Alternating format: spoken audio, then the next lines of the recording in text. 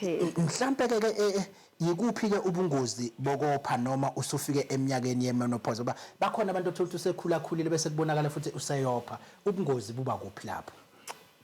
Ubungozi buba sekutheni kungenzeka kusuke kuyizinkomba zomdlavuza. Okay. So yingakho kubalekile ukuthi wonke umuntu wesifazane at the age of 30 years they should have their first pap smear. Okay.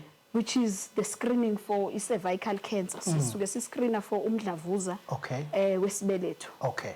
So mangabe usufike kulezo gaba usuke ususengcupheni yokuthi ungaba nomdlavuza wecancer. So ukopha okunye kwezimpawu zakho ukuthi ungaba nomdlavuza o ube noketshezi oluphumayo ngaphansi olunuka kabi. Okay. Ezinye futhi impawu lezo ukuncipha emzimbeni. Awu madoda. Konke lokho kungase kukhoze ukuthi kungase kukhomba ukuthi sekupha ke. yes.